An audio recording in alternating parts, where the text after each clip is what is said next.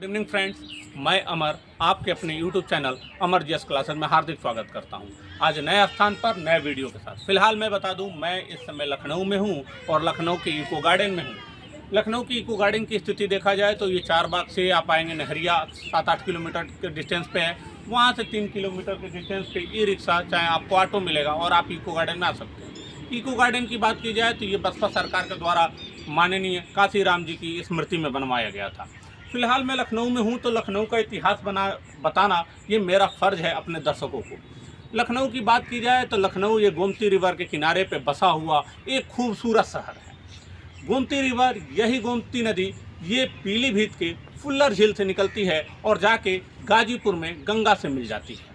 लखनऊ की बात की जाए तो लखनऊ का नाम भगवान राम के भाई लक्ष्मण के नाम पर रखा गया, जिसका पहले नाम था लखनपुरा या लक्ष्मणपुरा। मुस्लिम इतिहासकार ये मानते हैं कि जब मोहम्मद गजनी भारत पर अटैक करता है तो उसी में आते हैं मोहम्मद गजनी के साथ शेख और पठान आते हैं। वही शेख पठान पहले एक बरेली में रहता है और वो जब बरेली वाला शेख लखनऊ आता है तो अपने साथ लखना पासी को भी लेकर आता है। लखना पासी एक वास्तुविद था और लखना पासी के साथ जब आता है तो लखना पासी शेख के रहने के लिए एक भवन का निर्माण करता है, एक इमारत की निर्माण करता है। जब इमारत की निर्माण करता है तो उसी के इमारत पे उस इमारत का नाम पड़ जाता है लखना इमारत और उसी के नाम पे ये लखनऊ नाम पड़ा। लेकिन सत्यता यह प्रतीत होती है कि किसी भी, अगर आप इतिहास उठा के देखेंगे तो कभी भी किसी भी वास्तुविद के नाम पे किसी शहर का नाम नहीं पड़ा और इस लखनऊ का नाम भगवान राम के भाई लक्ष्मण के नाम पे ही पड़ा। फिर देखते हैं लखनऊ के बारे में तो लखनऊ में शुरुआत होती है, लखनऊ को खूबसूरत भी बनाया जाता है। इसे नवाबों का शहर कहा जाता है। नवाबों का शहर ये कहा जाता है कि सर की सल्तनत, जिनका जौनपुर पे शासक था, पहले उनका प्रशासन यहाँ पे चलता है अवध प्रांत में। अवध प्रांत में इनका प्रशासन चलता रहता है। फिर बाद में ये होता है कि जब मुगल काल आता है तो मुगल काल अपने अधीन सूबेदार और नवाब नियुक्त करता है और उसी के तहत अवध का जो नवाब होता है शहादत खान 1722 में होता है। फिर उसका पुत्र सफदरजंग होता है। फिर उसके बाद शुजा उदौला नवाब बनता है। शुजा उदौला महत्वपूर्ण इस वजह से हो जाता है कि इसी शुजा उदौला के शासनकाल में एक भारत में युद्ध होता है अंग्रेजों और इन नवाबों के मध्य, इन राजाओं के मध्य, जिस युद्ध का नाम था बक्सर का युद्ध। बक्सर का युद्ध लड़ा गया 22-23 अक्टूबर 1764 को बिहार में स्थित है बक्सर। तो बक्सर का युद्ध जब लड़ा जाता है, स्थितियाँ इस वजह से लड़ी जाती है, स्थितियाँ ये हो जाती हैं कि जब मुगल काल का हम प्रशासन देखेंगे 1707 में औरंगजेब की मृत्यु हो जाती है। 1707 में जब औरंगजेब की मृत्यु होती है उसके बाद मुगल काल धीरे धीरे कमज़ोर मुगल शासक आते हैं और मुगल काल कमज़ोर पड़ जाता है।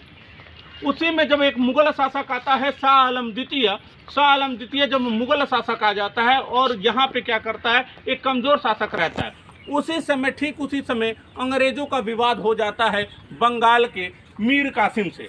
जब बंगाल का नवाब मीर कासिम था और उनसे विवाद हो जाता है, वो मीर कासिम कहता है मुगल शासक से, शाह आलम द्वितीय से मदद मांगता है कि अंग्रेज़ों के खिलाफ आप हमारे साथ खड़े होइए।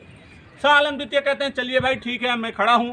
कहते मैं तो खड़ा हूँ, अवध के नवाब से भी कह दो, अगर उससे भी कह दोगे तो 3 तिकड़ी मिलकर लड़ेंगे और निश्चित ही अंग्रेज़ों को हरा देंगे।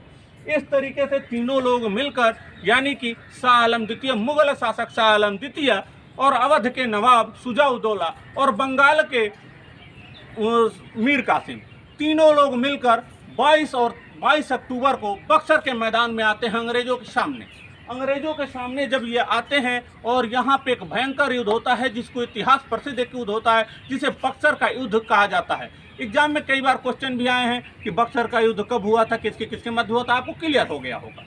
बक्सर के युद्ध में स्थितियाँ ये हो जाती हैं कि सेना लड़ते लड़ते भाग उठती है और अंग्रेज इस युद्ध में आसानी से जीत जाते हैं। जैसे ही अंग्रेज इस युद्ध में जीत जाते हैं 1765 इनको संधि करने पे मजबूर कर देते हैं नवाबों को और 1765 में एक इलाहाबाद की संधि होती है।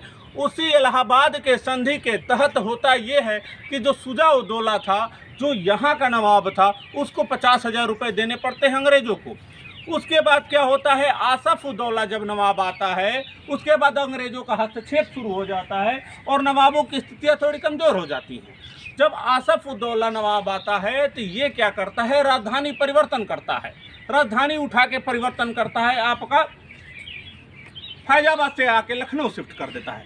राजधानी का परिवर्तन होगा तो सब कुछ, मतलब अगर खजाने का परिवर्तन होगा, जुडिशरी का परिवर्तन होगा, प्रशासन क्षमता, जितनी भी प्रशासनिक क्षमताएं थी सब यहाँ से, जितने भी सारी चीज़ें फैजाबाद से उठा के यहाँ पे कर दिया गया। यहाँ पे नए मार्केट का निर्माण कराया गया। यहाँ पे अगर देखेंगे गंज होता है अनाज का मार्केट, उन्हीं के नाम पे हजरतगंज बसाया गया जो लखनऊ के ठीक बीचों बीच है। लखनऊ की जान है हजरतगंज। वही डालीगंज बसाया गया, हुसैनगंज बसाया गया, जगह जगह ये सब मार्केट बसाई गई। हर तरीके से लखनऊ को डेवलप किया गया। आसफ उदौला यहाँ पे बढ़िया काम करते हैं और अच्छे से प्रशासन चला रहे हैं लखनऊ का।